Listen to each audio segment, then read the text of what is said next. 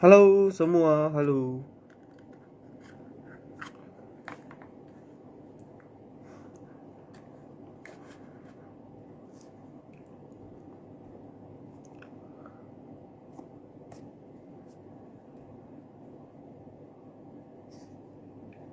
Halo semua.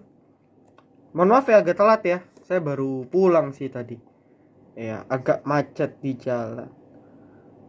Halo, kali ini sendiri ya. Mungkin minggu depan kita akan collab lagi. Jadi kalau teman-teman punya requestan collab sama siapa bisa bilang ke saya ya, ke tim saya nanti tim saya coba ajak gitu ya. Kan kita bisa dapat ilmu-ilmu baru juga tentunya. Halo, halo. Lepas aja om topengnya kayaknya panas. Percobaan yang bagus. Ya, saya kadang trading saya tidur juga pakai topeng tuh. Ya, mandi pakai topeng, makan pakai topeng. Jadi ini nggak akan bisa lepas topengnya ya. Halo.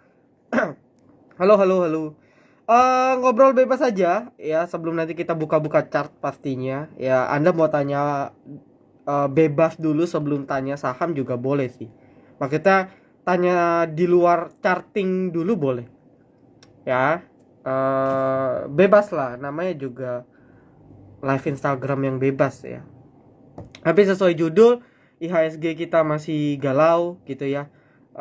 Dan juga kalau Anda sadar berita hari ini dolar tembus 15.000 ya. Kalau nggak salah 15.200 gitu. Kebetulan saya ada pegang dolar fisik ya dari berapa ya? 14.300 atau 14.200. Kalau dihitung-hitung ya lumayan juga sih. Meskipun growth kecil banget ya. Tapi ya lumayan juga. Oke. Halo, halo.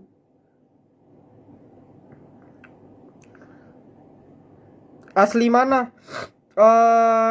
Saya sih asli Indonesia sih, ya. Asli Indonesia saya, pribumi lah, ya Indonesia. Nanti dikira, waduh, saya nggak mau nyebut namanya ya. Kalau pakai topeng, ya enggak lah. Ini masa topeng hacker kayak begini, kan enggak. Siapa tahu sekota, ya saya di Pulau Jawa ya. Saya di Pulau Jawa. Sekarang di Pulau Jawa. Oke, ini gimana portofolio yang ngomong-ngomong nih kalian nih? Masih aman atau udah mulai keringetan karena kan dari awal September atau dari Agustus Juli kan kayaknya happy gitu dibuatnya, tapi selama pertengahan September 2 minggu kita lumayan disiksa ya. Yang disiksa mungkin bagi teman-teman yang terlalu over optimis, jadi beli-beli di pucuk-pucuk, sekali koreksi kan lumayan ya sebenarnya. Ini dua dua sisi ya. Jadi kalau kita teman-teman nonton live Instagram kemarin sama Ko Yudi ya, ini sebenarnya jadi dua sisi. Yang pertama sebenarnya jadi kesempatan ya, kalau koreksi-koreksi ini sebenarnya kesempatan untuk kita bisa entry ya di emiten-emiten yang untuk window dressing secara win rate ya, secara probability tinggi. Karena kan dalam awal-awal bulan kemarin kan harganya masih pada tinggi tuh. Nggak usah jauh-jauh, konstruksi Wika itu sempat 1000 berapa ya Wika ya. Ini kalau saya pilek mohon maaf ya, cuacanya nggak menentu, saya orangnya paling sensitif sama pilek. Jadi mohon maaf ya kalau agak-agak suara pilek. Wika contoh deh, Wika konstruksi itu udah 1100. Ya bayangin kita FOMO FOMO di 1100 ya. Sekarang udah 930-an. Nah, ada dua sisi ya. Sisi yang pertama itu ya mereka yang terlalu optimis kemakan berita. Waktu itu kan IKN ya. Padahal saya udah sering bilang, hati-hati, ini terlalu early kalau konstruksi mau rally. Dan akhirnya dari 1100 turun udah hampir 20%. Ya, nah, sisi kedua, kesempatan. Oh, Wika sekarang udah di bottom. Nah, ini waktu bisa cicil. Jadi di setiap penurunan ada peluang gitu ya, ada peluang bagi teman-teman yang memanfaatkan peluang tersebut. Seperti itu ya, itu contoh konstruksi. Sisanya ya Anda bisa research, teman-teman bisa research sendiri. Ini tiap tahun apa aja sih saham yang naik? Dan ketika penurunan seperti ini sebenarnya kesempatan. Tapi ingat, window dressing. Kita ngomong window dressing ya preparationnya November, Desember, Januari. Gitu ya. Jadi masih cukup banyak waktu. Ini September aja belum kelar ibaratnya. ya. Jadi nggak usah buru-buru, belinya bisa cicil, bisa nyantai gitu ya. Semoga pelajaran di minggu kemarin mengajarkan kita biar nggak terlalu over optimis ya. Kalau saya sih memang saya selalu reminder di setiap morning briefing, di setiap apa namanya di setiap kesempatan live IG saya selalu bilang hati-hati aja ya. Kita jangan terlalu over dulu karena terlalu cepat. Oke, ini udah banyak yang nanya ya. BTW mohon maaf ya kalau agak pilek. Aduh, karena saya sensitif dengan cuaca. Nyangkut di BKSW. Wah, kalau BKSW kalau udah tidur ya, BKSW nggak tidur ya. Nah, kalau bank-bank mini sama ya, bank digital itu belum. Bayangin contohnya gini, paling simpel. BBHI ya yang udah ada aplikasinya tuh sama BBYB, Neocommerce itu kan jelas-jelas sudah digital. Arto, Bank Jago itu udah banyak yang pakai gitu. Secara actual udah banyak yang pakai. Tapi respon marketnya ya Anda lihat sendiri, terakhir BBHI sayang banget tembus 3.000 kan. Langsung ARB berjilid, sekarang udah OTW 2.000. Ya nanti kita cek chartnya. Jadi bahkan yang digital udah beneran digital pun ngedrop. Apalagi yang dalam tanda kutip cuman ikut-ikutan. Ya itulah BKSW, Amar, apalagi sih banyak lah ya. Ada Mcor, ada Bufich, ya ada, pokoknya banyak lah. Ya pokoknya banyak AGRS gitu dan sebagainya. Jadi momennya menurut saya belum. Ya apalagi model-modelnya yang kayak BKFW yang story-nya mungkin kita nggak tahu. Jadi karena belum 50, terserah Anda sih. Anda kalau siap nge-hold ya silakan. Tapi yang jelas trennya masih turun ya. Momennya belum tahu kapan ya. Mungkin tahun depan karena tahun ini masih seputar komoditi sih. Menurut Om Salan saham HMSP gudang garam. Oh iya, ini juga salah satu yang kerek market di sesi 1 ya. Jadi gudang garam itu kan market cap-nya lumayan besar ya, HMSP. Ya HMSP itu berapa kali stock split? HMSP kalau nggak stock split, setahu saya harganya bisa 100.000 ya. Jadi HMSP itu besar banget. Cuman dia beberapa kali stock split tuh ceritanya. Nah gudang garam saya nggak tahu ada story apa. Mungkin teman-teman tahu bisa chat di kolom komentar. Secara teknikal jelas ini masih dalam proses dia punya pullback ya. Jadi bisa kita asumsikan sebentar. Saya ganti kamera. Oke, bentar geng. Saya matiin lampu dulu ya. Oke, lampunya nutupin charting ya. Itu lampu tulisannya bisa silent bicuan tuh. Jadi rencananya kalau ya tahun depan lah mungkin kita akan buat podcast kali ya di YouTube ya. Kalau jadi ya teman-teman doain aja lah. Ya, teman-teman doain aja. Nah, kalau secara teknikal setelah dia jebol 29.000 atau 30.000 ya, di sini ya di garis merah yang saya buat, ini dia belum ada pullback bisa dibilang.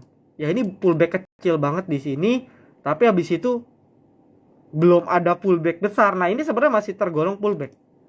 Ya, jadi nggak ada tuh istilah candle kayak gini reversal. Ini nggak ada teorinya. Ya reversal pun bertahap. Gitu ya.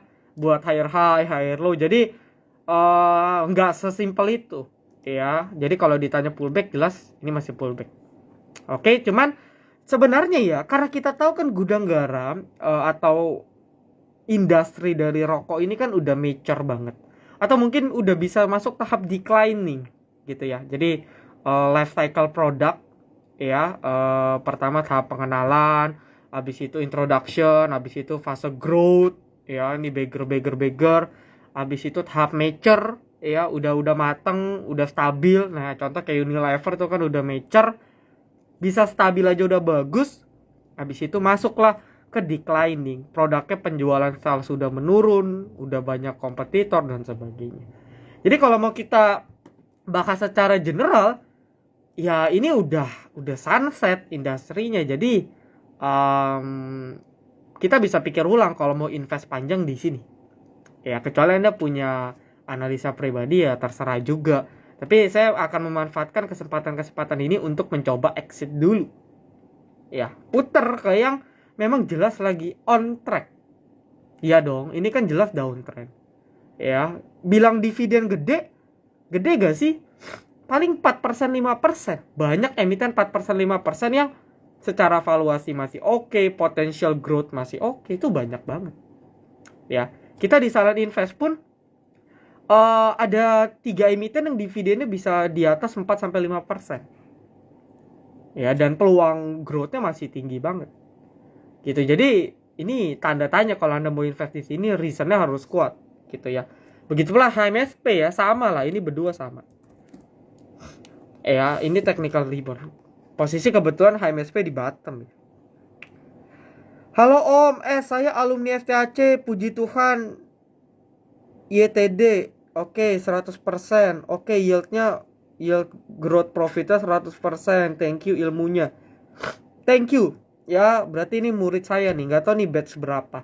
Jadi FTHC itu kelas ya, kelas belajar. Nanti di November atau Desember kita open. Ya, open.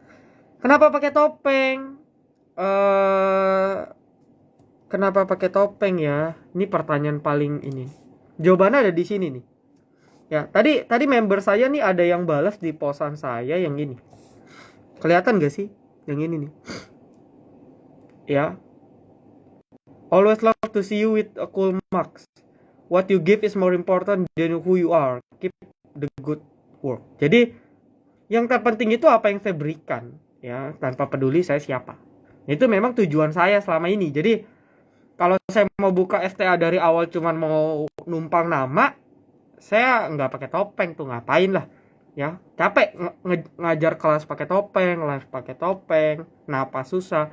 Tapi menurut saya yang paling penting bagaimana saya bisa memberikan manfaat untuk kalian semua tanpa kalian harus perlu tahu saya siapa, gitu. Jadi ya, saya lebih suka di balik layar.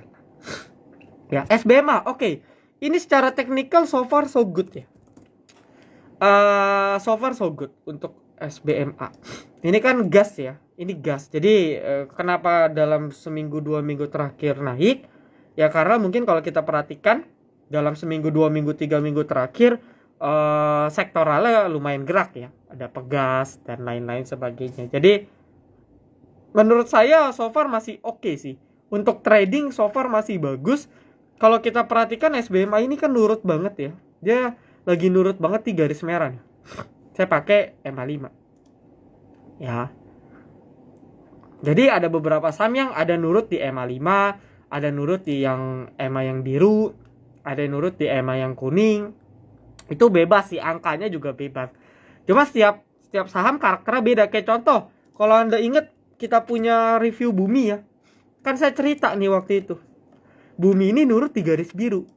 Sekali aja dia nggak nurut di garis biru, kelar. Betul ya? Ada yang inget gak sih? Saya live Instagram waktu itu ada yang nanya Bumi kan. Saya cerita tuh panjang lebar. Akhirnya sekali dia jebol garis biru, dan jebol di sini ya, saya kan bilang waktu itu stop loss 186 ya. Nggak balik-balik. Ya, sebenarnya teknikal sesimpel itu. Ya mungkin nanti kita akan buatkan di konten Bibos ya, di YouTube. Jadi sebenarnya simpel, yang penting kita tahu yang namanya behavior dari setiap saham, karena setiap saham punya karakteristik. Nah, SBMA karakteristik pendeknya dia lagi suka di atas garis merah nih. Pokoknya maintain aja, kalau dia di atas garis merah Anda bisa buy. Kalau dia close di bawah garis merah, udah buang aja. Buang dulu ya, karena kan kita trading. Ya buang dulu, nanti serok ke harga yang lebih bottom. Gitu, garis merah sekarang ada di 270-an ya. Nah udah, kawal aja. Kalau dia nurut, harusnya dia akan naik lagi. Ya, nggak akan close di bawah garis merah. Itu prospek properti. Jujur, saya kemarin di sama VVIP juga kita ada cut loss ya untuk properti. Karena pertama marketnya kan unexpected turunnya lumayan dalam, dan emiten properti juga kena impact semua tuh. Ya, tapi kalau bilang prospek sampai akhir tahun, menurut saya ya selain konstruksi, emiten-emiten properti juga biasanya akhir tahun cenderungnya menguat ya. Cenderungnya menguat, biasanya seperti itu. Ya, tapi apakah indeks properti naiknya sebesar sektoral lain pada saat window dressing? Biasanya tidak terlalu signifikan, nggak tinggi-tinggi banget naiknya. Ya kalau dibandingkan komoditi, atau beberapa emiten yang memang win rate-nya tinggi, naiknya secara historis, ya mungkin properti naiknya so-so aja. Tapi historisnya lumayan kuat ya di akhir tahun. Gitu. Ya. Saham, tapi saya jujur kemarin udah cut loss ya. Minggu ini kita ada cut loss 1 karena jebol support ya sudah. Teknikal kan sesimpel itu ya.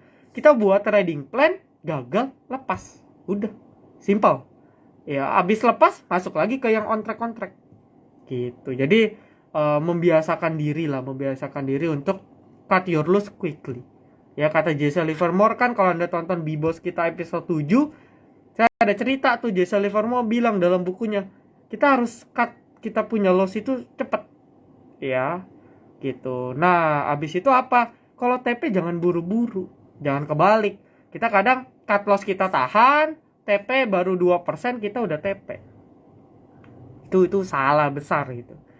Jadi cut your loss quickly gitu ya.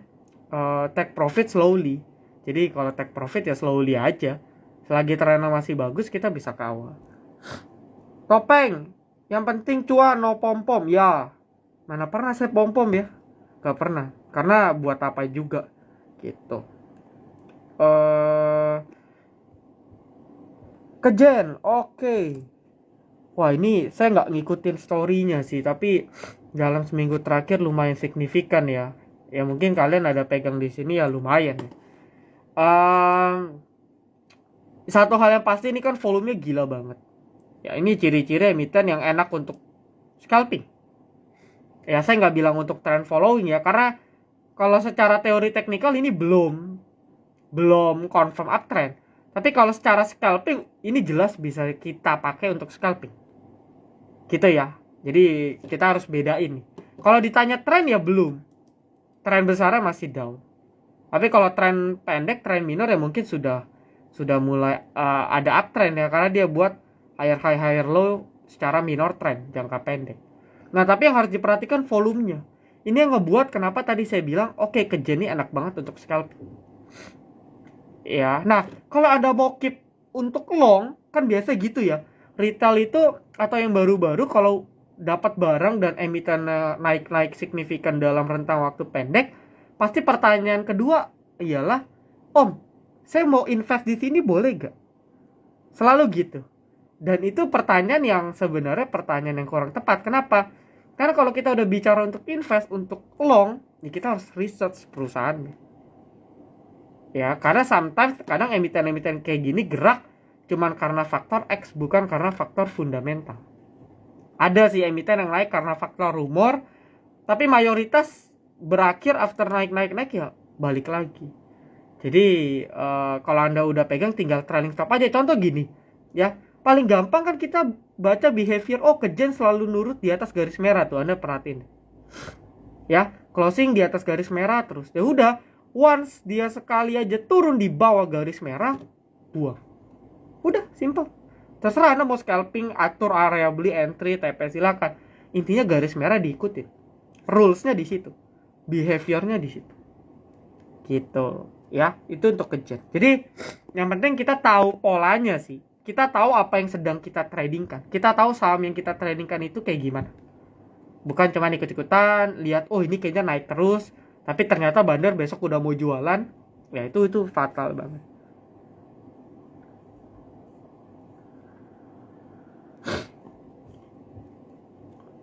Maaf ya agak pilek ya. TPMA. Oke, ini udah pernah saya bahas pas banget di morning briefing untuk hari Senin. Ya, kalau kalian yang nonton nih, ada salah satu member saya request kalau nggak salah. Saya ingat banget karena saya bahas ya. Jadi simpelnya kan chartnya masih begini. Volumenya udah ada pergerakan nih. Ya, ini kan perkapalan ya. Ini waktu itu saya bilang nih salah satu perkapalan yang gak gerak selain bull. Nah, tapi karena ada volume saya bilang boleh aja masuk. Cuman yang jadi problem, emiten sideways, kita nggak bisa predik kapan dia mau digoreng. Ya. Tapi ternyata terjawab di hari Rabu, meledak tuh. Cuman unfortunately, sayangnya dia gagal tuh, tembus 400. Ya, jadi ini satu hal yang perlu yang disayangkan. TPM gagal tembus gitu. Jadi kalau sekali aja atau tadi dia bisa close di atas 400, ini kita bisa watch banget karena volume breakoutnya bisa 10 kali lipat nih di sini. Ya cuman menurut saya Anda bisa masukkan ke watchlist sih karena volumenya meledak ya. Volumenya meledak Anda bisa watch. Karena kadang ada emiten kayak gini, dia pura-pura PHP, satu candle, dua candle besok baru breakout. Ada kasusnya kayak gitu. Jadi ya bisa watch lah minimal sampai nanti hari Jumat. Ya, tapi harusnya kalau dia memang mau fokus breakout, harusnya sampai hari Jumat dia coba tembus 400 lagi. Ya kalau dia stabil di 400 menurut saya bisa di watch sih. Ya, bisa di watch untuk trading. Panin Group ya. Wah, Panin Group story-nya saya nggak ngikutin banget ya, jujur. Terakhir kita profitnya di PNBS ya. PNBS karena saya lihat saya tipikal chartnya nggak suka emiten-emiten yang udah telat entry kayak gini loh. Jadi Panin ini kan contoh ya, PNIN ya, contoh salah satu. Ini misalnya dari 600 udah ke 500, 1500, sudah kurang lebih naik sekitar 1,5%. 150% ya, naik 1,5 kali lipat. Nah, emiten kayak gini sih biasa udah nggak terlalu lirik banget. Ya kecuali dia koreksinya udah lumayan, mungkin lirik. Lalu kalau ditanya apakah sudah selesai, karena sampai sekarang terkait akuisisi ya kalau nggak salah ya oleh Sumitomo, koreksi ya, saya nggak terlalu ngikutin. Karena sampai sekarang newsnya belum actual, menurut saya masih berlanjut. Karena yang saya perhatikan biasanya tunggu news benar-benar keluar, pesta baru selesai. Jadi ini masih abu-abu ya validasinya, sehingga ya mungkin masih ada reason untuk terus digoreng gitu. Tapi perhatikan risknya ketika teman-teman beli di emiten yang udah ratusan persen naiknya, yaitu resikonya besar.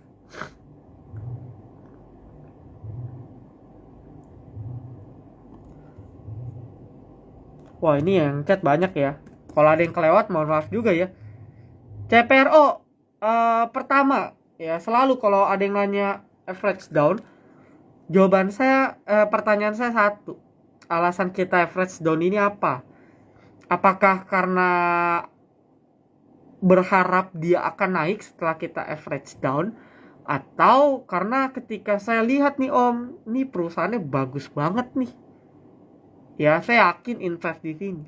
Nah, mungkin kalau jawaban Anda jawaban yang kedua, boleh-boleh aja average down. Tapi kalau Anda ditanya bingung kenapa Anda average down, saran saya Anda lepas aja mending. Karena ketika average down seharusnya kita udah tahu nih planning kita di emiten ini apa. Apakah kita average down ketika dia rebound ke resist kita sell on strength? Itu kan bisa. Ya, atau karena kita mainnya mid to the long gitu ya, kita mainnya jangka menengah sampai jangka panjang, kita bisa keep, kita bisa cicil average down. Ya, itu banyak strategi. Tapi kalau ditanya kita bingung, ya udah, ini saran saya lepas aja. Ya, tapi saya rasa di bawah 60 udah boleh lah. Ya, di bawah 60 Anda mau nambah silakan sih. Kalau Anda yakin ya. Sekali lagi kalau Anda yakin loh. Oke. Nextnya, Om, MPP, MLPL kenapa turun terus? Wah, ini pertanyaan yang udah sering ditanyakan ya. Jawabannya sama kayak bank digital sih. Momennya udah lewat. Ya, udah lewat. Jadi mungkin akan balik lagi momennya, tapi enggak sekarang. Jadi paling gampang kalau MPPA ini kan sebenarnya kan retail ya. Ya, ini kan retail sebenarnya. Jadi kalau kita mulai sektoral MPPA ini sebenarnya dulu data retail, dia bareng RALS, bareng LPPF. Cuma karena tiba-tiba ada Gojek di belakang, ya orang nggak lihat ini sebagai retail. Ini sebagai perusahaan teknologi. Nah, apalagi induknya nih. Ini kan induknya ya, MLPL ini kan induk. Ibaratnya kakek. Kalau di MNC Group ini Behit ibarat. Si Multipolar. Nah, Multipolar inilah yang general dan mayoritas di bidang digital dan teknologi, MLPT lah dan lain-lain sebagainya ya, banyak seperti itu. Nah, kalau ditanya kenapa turun terus, kebetulan kita kan udah ada sektor ya. Jadi sektor ini kan kita sektor di IHSG itu udah dibagi. Kalau di Mira itu kodenya dari 1001 sampai 100 berapa ya? 1011 ya. Nah, ini udah dibagi nih sektoral. Jadi kalau nggak salah sektoral sekarang itu udah ada 11 ya. 11. Nah, si MLPL masuk di sini. Ya Anda lihat aja sektoralnya. Turun nggak? Downtrend tuh. Jadi kalau ditanya kenapa MLPL turun, ya sektornya downtrend. Sama kayak bank digital, cuman bank digital itu kan masuknya ke finance. Ya subsektornya banking. Dia nyampur sama BRI, BCA. Jadi kalau Anda cek finance ya indeksnya masih kuat. Karena ya BCA, BRI dan kawan-kawan naik. Gitu. Sedangkan small cap kan impactnya kecil.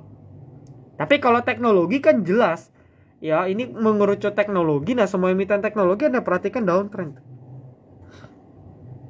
Nah ketika sektor teknologi ini ada pergerakan, let's say dia jebol di sini, di berapa ini?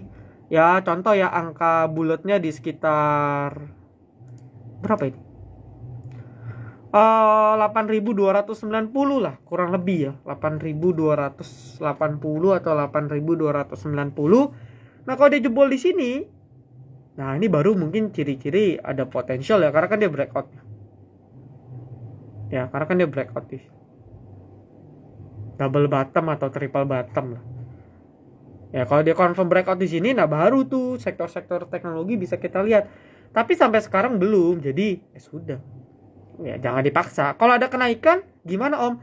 Itu kenaikan wajar ya dalam suatu tren. Jadi ada secondary-nya, ada majornya. Jadi kalau emiten turun, secondary-nya ya dia rebound. Rebound pendek turun lagi. Turun, rebound pendek turun lagi. Itulah siklusnya. Ya. YRG hari ini lagi distribusi ya. Ini info aja ya. Ini 500 jebol sih. Agak kurang bagus ya. Karena 500 ini angka psikologis. Ya, ada yang tahu gak apa itu angka psikologis? Ada yang tahu gak nih? Kebetulan besok episode Bibos yang ke-9 saya bahas tentang angka psikologis ya. Jadi ini ilmu mahal yang orang gak banyak bahas. Padahal ini ilmu penting. Ya, pengetahuan penting. Jadi hati-hati juga nih kalau WRG jebol ya. Lalu kalau kita lihat, ya sebenarnya banyak emiten turun sih, wajar lah. Distribusi, nah ini ada distribusi betul banget.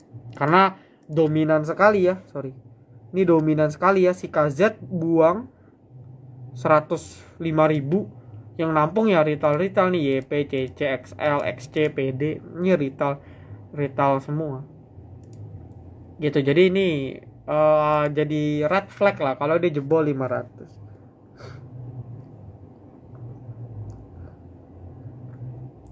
Om, sampai akhir tahun 2022 kalau perangnya masih ada ya komoditi batu bara. Kalau perangnya masih lanjut ya. Kalau tiba-tiba perang selesai, harga komoditi back to perlahan normal, itu bisa impact ke emiten-emiten energi yang udah terlalu tinggi naiknya. Secara reaction ke price itu akan terjadi pasti.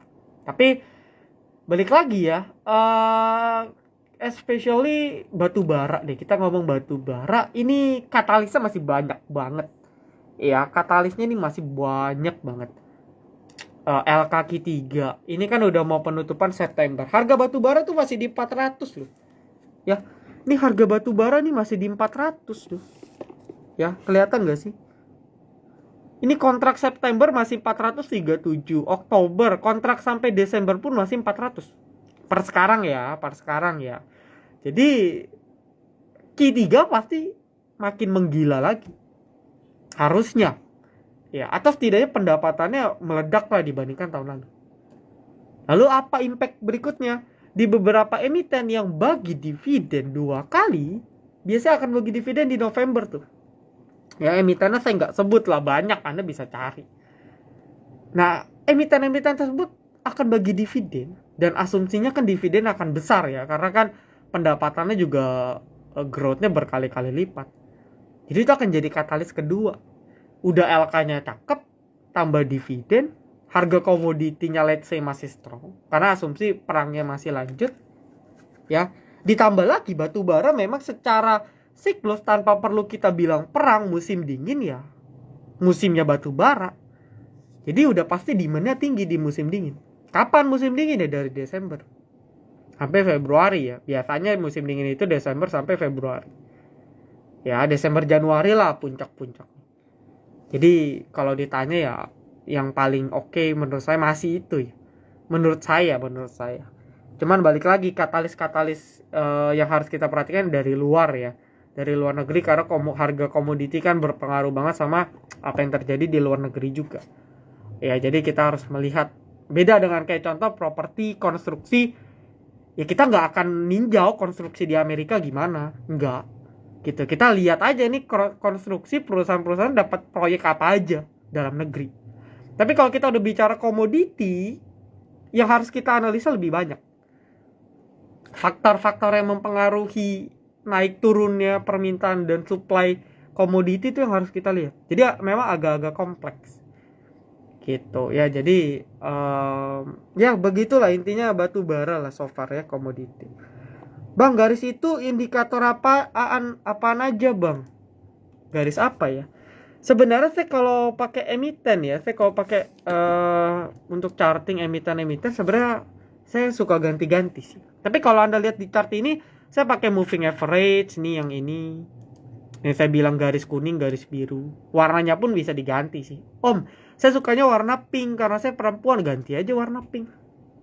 Om, saya pria pemberani, tangguh dan pemberani, suka warna hitam, kasih aja warna hitam. Ya bebas, ini mah warna mah nggak ngaruh. Ini Bollinger, ya ini Bollinger. Berguna gak? Ya berguna. Untuk apa ya? Anda bisa searching sendiri. Nanti kemungkinan kita akan masukin ke Bibos juga ya untuk pembelajaran. Jadi fun fact juga, kalau kalian tahu kan dalam minggu kemarin ya atau minggu ini, hari Minggu ya. Hari Minggu itu kan dari Pak Gema kan ada buat ya dari Astronaci itu keren banget acaranya, ngundang petinggi dari IFTA ya, International Federation Technical Analyst ya kalau nggak salah ya. Jadi saya ada simak cuplikan itu ya. Analisa yang dia lakukan untuk dapat profit itu simple banget. Dia pakai Bollinger ditambah candlestick analysis. Nah maksudnya apa tuh? Ya nanti mungkin akan coba saya bahas di episode Bibos berikutnya. Jadi bagi kalian yang belum tonton nih.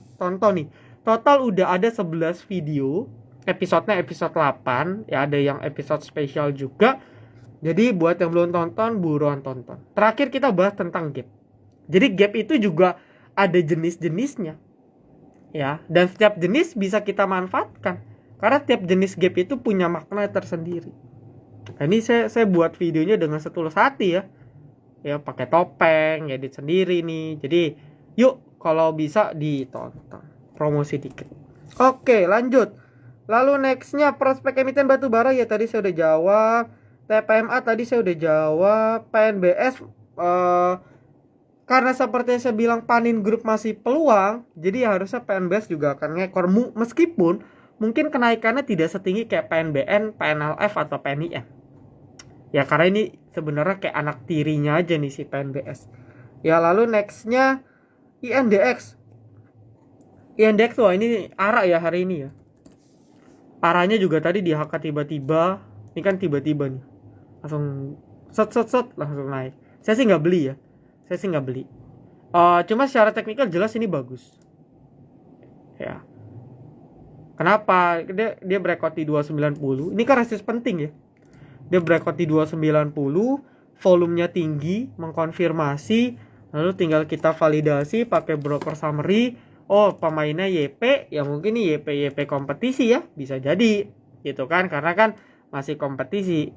Kalau nggak salah minggu ini terakhir ya, atau gimana tuh saya nggak tahu. Jadi ini di breakout. Nah cuman behaviornya INDX kadang ya suka oleng aja ya. Contoh, oke ini dia breakout nih, besoknya ARB langsung turun. Oh mau coba breakout lagi di sini, turun lagi. Jadi suka-suka oleng. Cuman ketika dia breakout di sini kita bisa jadikan batas 290 atau 300 psikologis sebagai batas kita untuk untuk batas trailing stop atau batas cut loss. Jadi kalau Anda misalnya mau re-entry di INDX, ya pakai batas-batas ini. Karena kalau secara tren dia mau tersurvive, let's say besok ARB, tapi asal dia tidak balik ke 300 ke bawah atau 290, menurut saya masih bagus. Ya, friend sudah boleh masuk menurut saya. Terakhir friend kita udah TP-nya lumayan banyak sih. Habis itu kita nggak rekom lagi, turun. Sebenarnya friend di bawah 80 udah area lumayan bagus ya untuk friend. Karena secara monthly weekly ya 70-80 itu base campnya friend banget tuh dari dulu. Jadi 70-80 nih kalau Anda lihat nih base campnya friend aja. Ya friend jarang di 50 sih. Jarang lah ya. Maksudnya jarang tidur gocap. 5 tahun terakhir tuh udah jarang tidur di 50. Ya dari 5 tahun terakhir nih nggak balik ke 50. Jadi kalau tujuan Anda mid long, mau nabung emiten yang disupport, boleh aja. Tapi kalau Anda expect dalam 1-2 hari, 1-2 minggu mungkin bergerak, ya belum kelihatan tanda-tanda sih. Technical rebound mungkin ya, karena dia udah di support penting nih. 79 ya, lalu ada di 81. Ini support pentingnya dia udah nyampe. Jadi mungkin ada rebound pendek. Gitu. Tapi kalau Anda expect dia naiknya signifikan, momennya belum kelihatan. Begitu pula Mora ya. Tadi ada yang nanya Mora di pertanyaan berikut. Kita pun bulan lalu kita cut loss Mora. Ya kenapa? Cut loss di sini. Di garis merah. Ya waktu itu saya bilang ke teman-teman VIP, oke, dia kuat nih 3 hari di atas garis merah. Kita ikut. Dia jebol garis merah. Udah. Buang. Karena ketika sekali dia jebol garis merah nih. Tuh. Ya apa yang terjadi? Nggak balik dia sampai sekarang. Udah. Jadi kadang saya kasih rekom di VIP sesimpel itu aja sih. Trading plan-nya. Dan mostly akurat ya. Teman-teman bisa tanya di VIP lah. Ya rekom. Oke. Tapi Mora emitennya bagus ya. Perusahaan modnya tinggi lah. Sama kayak MTEL. Jadi perusahaannya oke. Cuman ya slow stock banget. Ini core stock. Jadi naiknya smooth banget. Bagi tipikal Anda yang ngarep cepat kaya di saham, ya jangan beli ini. Ya nggak cocok.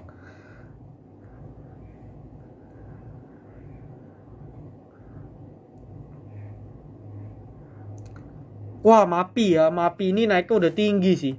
Waktu di 800 mungkin Anda bisa bilang cocok untuk long. Ya, tapi MAPI ini naiknya udah lumayan signifikan ya, dan posisi di peak. Ya. Di peak dan di resisten all time high-nya ya. Untuk MAPI itu ada di sekitar 1125 sampai puncak peak all time high-nya di 1185. Ini lagi kepentok nih. Ya mungkin karena marketnya ya. Ini lagi kepentok, sorry, saya geser. Nah, ini lagi kepentok karena marketnya nih. Ya, ini kepentok karena marketnya lagi kepentok juga. Gitu. Tapi kalau mau buat longnya mungkin Anda harus nunggu di bawah 1000 kali. Ya, menunggu di bawah 1000. Karena kalau bicara long, titik entry di pucuk resisten kayak gini nih salah menurut saya. Ya, kan untuk long. Ya untuk long kita harus cari entry yang bottom tuh. Ini mah kita beli di peak namanya. Meskipun untuk long beli di peak, kita bisa jual di peak yang lebih tinggi lagi. Tapi dengan kondisi market seperti ini, mungkin aja kita bisa cari area beli yang lebih bawah. Tapi perusahaannya oke. Ya, perusahaannya oke. Tapi kalau ditanya valuasi, saya nggak ngitung ya. Jadi saya nggak tahu valuasinya di berapa. Agro belum. Kayak Breeze, banyak banget nih yang nanya Breeze ke saya. Contoh ya, agak out of the box ya. Agro Breeze kan dulu barengan, karena kan BRI. Contoh, Breeze naik nih kok nggak rekom? Saya bilang sabar dulu, momennya belum, saya bilang. Jadi cuman kayak kemarin naik tinggi, turun lagi. Di sini naik nih, kan lumayan ya. Ya ini secondary yang tadi saya bilang. Dalam downtrend, ini secondary, ini primary. Primary itu penurunan utamanya. Karena downtrend ya primary-nya turun. Secondary-nya ini tren pendek, naik. Ya kenaikan dalam beberapa saat. Habis itu primary lagi. Nah ini secondary. Ini primary. Nanti secondary. sampai benar-benar confirm dia ada ciri-ciri universal gitu ya. Jadi belum ada momen ya.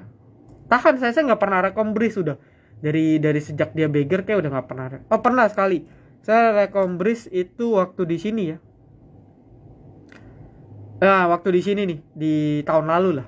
Jadi setahun saya udah nggak rekom Breeze karena momen udah kelar gitu. Belum waktunya. Sama juga kayak Anda tanya agro, ini masih turun terus loh. Dari yang waktu itu ada yang nanya di 800, saya bilang belum, turun lagi. Ini sekali jebol 605 buat all time low, turun lagi ya. Jadi sekejam itu ya. Kenapa pasar modal dibilang kejam? Karena bagi yang nggak tahu, ini beneran kayak judi ya. Ini beneran kayak judi. Kita nggak tahu apa yang kita tradingin ya mampus gitu. Jadi di kemudian hari teman-teman ya, kita akan ketemu sektor-sektor yang hype, dan sektor hype ini nanti yang akan dibicarakan oleh banyak orang, dan fatalnya dibicarakan sama banyak orang atau mungkin para influencer ketika harganya sudah di peak. Nah, kita sebagai seorang trader harus bijak mendengar atau memilah informasi yang kita dapat.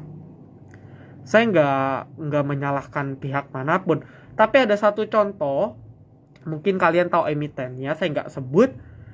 Emitennya waktu itu di harga berapa ya? 800-an, 900-an. Oke, ini cerita sedikit ya, tapi saya selalu ngingetin biar kita nggak terjerumus lagi, biar kalian nggak terjerumus lagi. Emitennya di 700, 600 sampai 800. Di periode itu webinar dengan direksinya banyak banget, hampir seluruh influencer. Jadi kayak direksinya itu tiap hari live Instagram, live IG, abis itu live di Zoom, live di YouTube. Saya pun ada sempat ajakan mau buat juga, Om, undang dong direksi emiten A. Saya bilang, waduh harganya dipucuk.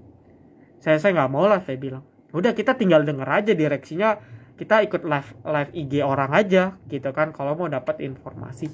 Sebulan 2 bulan kemudian keluar berita, salah satu, saya lupa entah direksinya jualan berapa juta lembar di saham tersebut. Dan akhirnya saham tersebut sampai sekarang masih downtrend. Turun udah hampir 80% dari peaknya. Jadi bisa dibayangin ya, itu kejam banget. Sama dulu Tekim INKP 2017, ada Indi juga ya. Itu ketika di 20.000 INKP Tekim 15.000 20.000, itu banyak banget yang bahas. Cuman mungkin dulu tidak seramai sekarang karena sekarang banyak live IG, banyak influencer, dulu dikit. Nah, kalau Tekim naiknya di INKP naiknya seperti sekarang dengan kondisi live IG bertaburan, influencer banyak, pasti direksinya diundang tuh di harga 20.000. Anda yakin Anda beli, jebret, pingsan. Direksinya nggak salah. Kenapa nggak salah? Karena direksinya itu nggak salah, teman-teman ya. Kenapa nggak salah? Karena dia menyampaikan apa yang dia sampaikan. Dia bilang perusahaannya penjualan naik, ya naik. Yang jadi problem ialah kenapa harus dibuat webinar ketika harganya tinggi. Ini kan tanda tanya ya. Tujuannya apa? Kenapa nggak pas di INKP di 5.000 lu webinar? Kenapa di 20.000 baru tuh berkoar-koar ini bagus. Nah, kita akan selalu menemukan siklus seperti ini. Jadi hati-hati. Bisa aja tahun depan misalnya sektor apa lagi? Sektor apa ya? Misalnya sektor chat, misalnya perusahaan chat misalnya pada terbang. Misalnya sektor mungkin nanti ya kendaraan listrik nih. Ya mungkin everything about kendaraan listrik gerak. Nanti akan diundang-undang lagi tuh, dipucuk-pucuk-pucuk. Nah, itu akan ada korban lagi dan itu akan terus. Karena kurangnya edukasi. Ya, karena kurangnya edukasi. Jadi ya ini harus hati-hati ya. Oke, mohon maaf agak out of the box ya. Kita akan balik lagi ke track. Ada Koko Cuan. Loh, ada Koko Cuan kah?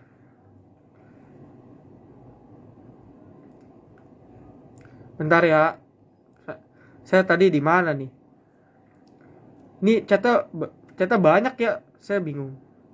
Oh, ada yang nyebut emitennya tuh yang tadi saya cerita. Ya, bener ya, itu fakta. Saya nggak sebarin hoax, tapi itu beritanya ada. Anda searching di internet juga ada. Oke ya, tapi ya sudah, ini jadi pelajaran aja. Intinya saya tidak menyalahkan siapapun sih. Yang salah tetap retail kenapa percaya. Tapi di satu sisi tugas influencer itu kan bertanggung jawab juga dengan apa yang dia influence. Ya, dengan apa yang dia share sebenarnya juga tanggung jawab. Meskipun disclaimer on, tapi tetap ada tanggung jawab sebenarnya. Secara etika, secara moral ada tanggung jawab. Nggak bisa kita lepas tangan, oh disclaimer on kok. Nah, ya itu ada tanggung jawab. Jadi ya sampai detik ini prinsip saya masih sama ya, nggak mau tuh saya. Kalau mau webinar ya harganya nggak ditinggi. Contoh, webinar pertama kita tuh di Akra. Ya, itu sama teman-teman VVIP sih. Itu nggak for free ya. Harganya di 800. Sekarang udah mau beggar. 1.400. Ya, itu contoh webinar yang benar karena harganya nggak di-pick, kita webinar. Direksinya juga sehat tuh. Ya, direksinya juga nggak memanfaatkan ketenaran untuk distribusi, enggak. Jadi saya juga respect tuh sama timnya Akra ya. Itu luar biasa banget. Gitu. Oke. Doit. Oh ya, hari ini Doit ARB ya. Oke. Kita buka lagi charting. Ada yang pegang saham Doit? Pasti ada lah ya.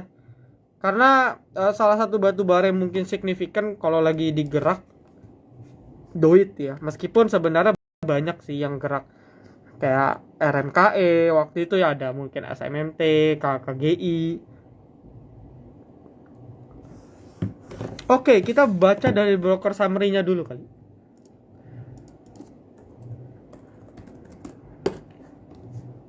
Nampaknya tidak ada distribusi. Doit nggak ada distribusi besar terlihat di sini. Ya, karena yang ARB dia doang ya. Setahu saya ya. Yang batu bara kayak ITMG, Adro, PTBA itu kayaknya ya koreksi wajar lah. Naiknya udah tinggi juga. Ya, kayak RMKE, Seger, SMMT, KKGI, Indi. Nah, turunnya wajar semua ya. Bahkan call yang baru list. Oh, kalau call ARBI. Masih jualan ya call ya. Tadi mungkin ada yang nanya juga call gimana. Ya namanya IPO kadang unprediksi. Jadi kalau Anda memang mencari batu baranya, nggak apa-apa masuk, tapi uang dingin aja. Kalau mau yang serius ya cari yang stabil-stabil yang tadi saya cerita di awal. Yang punya story, Q3 oke, Q4 oke, bagi dividen juga, itu kan setidaknya kalau nggak naik kita masih dapat dividen. Gitu loh. Jadi win-win solution lah. Tapi kalau mau yang high risk jor-joran di call ya judi, karena baru IPO nih. Jadi kita masih bergantung sama si pemegang saham terbesar di awal di call untuk ngegerakin emiten. Gitu ya. Lalu Suli, wah Suli saya no comment lah ya Suli ya. Dia udah lepas pemantauan belum sih? Kayak belum ya. Jadi ini dia pemantauan saham nih 10%. Ya ini di Bibos juga saya udah jelasin tuh apa yang dimaksud pemantauan. Story-nya saya nggak tahu, saya nggak ngikutin, tapi memang ada akumulasi ya. Jadi naik tanpa retail sadari. Jadi ini salah satu emiten yang pergerakannya smooth ya, cuman mungkin udah mulai rame diperbincangkan karena dia udah breakout di sini. Ini kan dia punya cup ya. Dia punya cup di 137, 142. Dia lagi fase yang namanya pullback. Nah, jadi Anda bisa jadikan ini sebagai batas sebenarnya. Ya, Anda bisa jadikan ini sebagai batas untuk trading stop. Oke, saya beli di 147, saya beli di 140. Stop loss berapa? 137. Udah beres. Kalau dia stop loss kita buang, tapi kalau secara teknikal karena dia baru breakout, harusnya nggak jebol, tapi melainkan lanjut naik. Tapi kalau gagal ya tinggal buang 13. Di mana? 137 atau 142. Ya di sini. Gitu. Oke. Jadi tanpa memperhatikan ini sedang terjadi apa, teknikalnya bilangnya seperti itu. Ya nanti kita cek aja coba ya, apakah ada rejection ketika dia nyentuh dekat-dekat 140. Gitu. Kayak contoh apa ya? Lead ya. Contoh aja nih, contoh simpel aja sih. Tadi kita rekom juga. Cuman nih geraknya memang cepat nih. Ya, geraknya cepat. Contoh, dia kan breakout pendek di sini. Karena kan dia udah breakout di sini ya. Breakout di 77, ini kan resistnya udah, karena kan emitennya tidur. Jadi kalau mau kita pakai monthly weekly kan resistnya kurang up to date lah.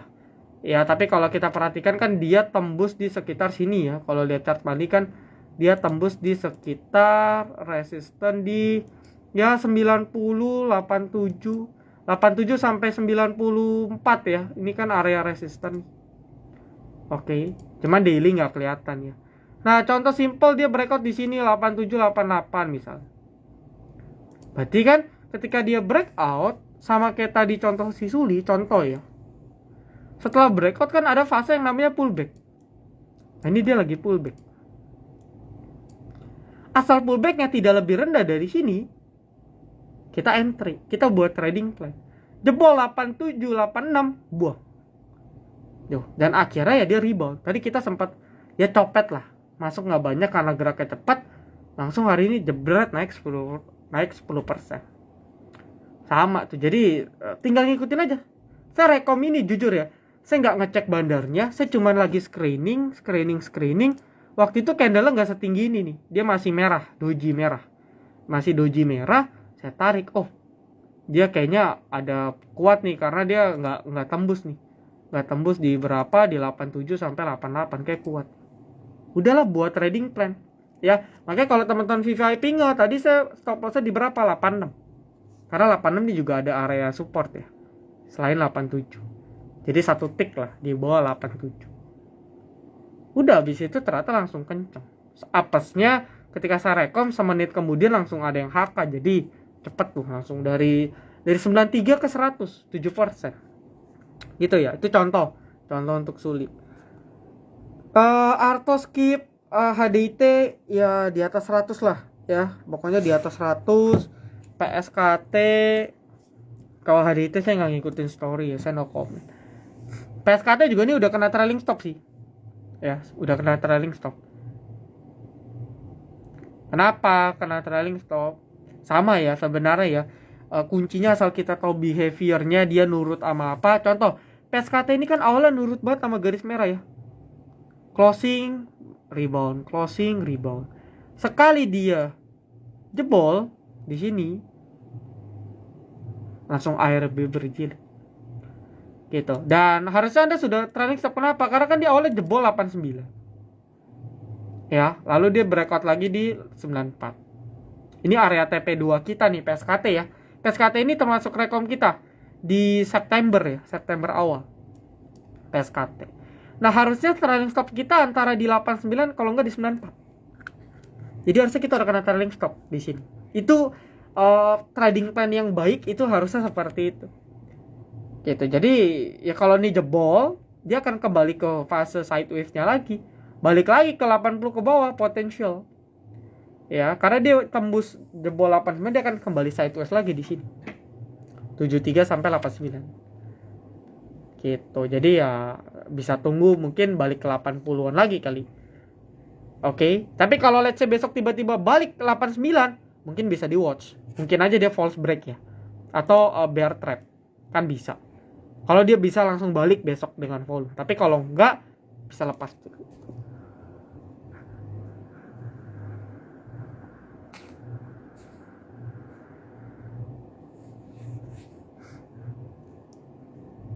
Wins itu sama lead geraknya sama ya. Kalau nggak salah waktu kita live sama IG Kokocuan juga si Kokocuan kan bilang beliau main wins dan lead. Karena memang saya perhatikan geraknya bareng. Tadi setelah lead gerak, wins juga gerak tuh dari 284 ke 294 atau berapa. Cuman belum signifikan.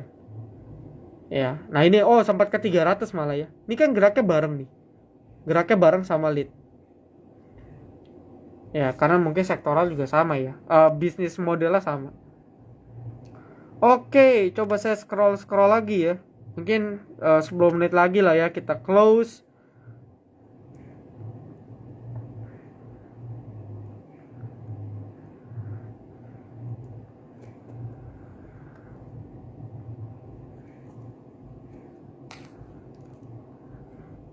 Kars ada pandangan. Kars itu kan rumor ya. Jadi Kars itu kan rumor. Saya lupa rumornya tentang apa ya.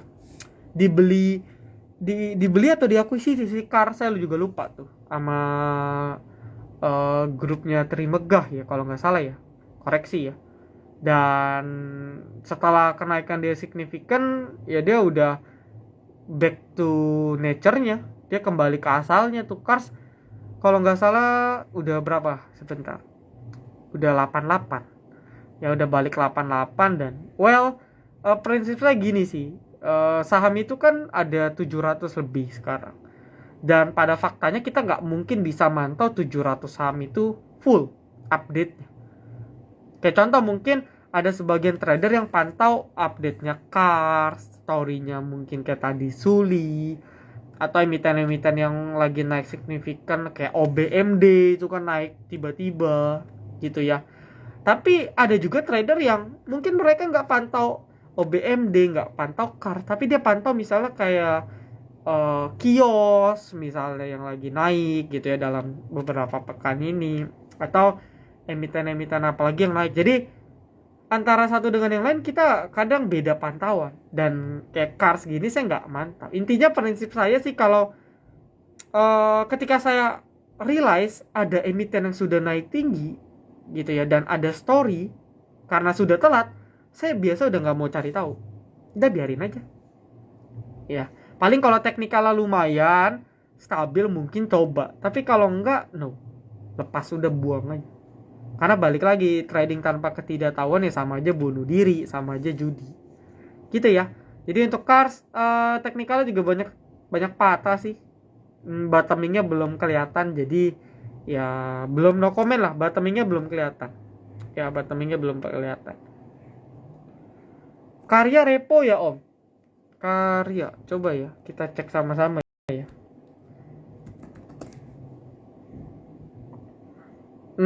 Ya bisa dibilang repo, bisa enggak sih, tapi jangan salah ya, CP ini sering banget untuk transaksi tukar barang ya. CP ini sering juga ya, jangan salah ya. Jadi saya nggak tahu sih tujuannya apa, tapi sering ya, sering banget. Apalagi CP-nya top buyer, transaksinya gede sendiri, nah itu biasanya bisa tukar barang. Tapi kalau dibilang repo, selain kita harus lihat broker summary, sebenarnya kita harus lihat pada saat actual emitennya digerakin, repo atau enggak. Karena repo itu juga bisa dilihat dari bid offer pada saat hari H. Cuman ini agak-agak patah ya, ngomong-ngomong Karya ya. Ini kan dia jebol di sini nih, 300 psikologis. Psikologis jebol udah bye-bye. Nah, besok kalau edit saya sudah selesai, saya akan upload episode 9 tentang angka psikologis. Jadi ini ilmu yang kadang sepele, tapi penting lah. Dan saya yakin Anda ketika mempraktekannya, Anda akan dapat banyak benefit. Jadi di saham itu ada angka-angka yang keramat ya, dalam tanda kutip ada angka-angka yang kok kayaknya kalau tembus angka ini selalu kepentok ya.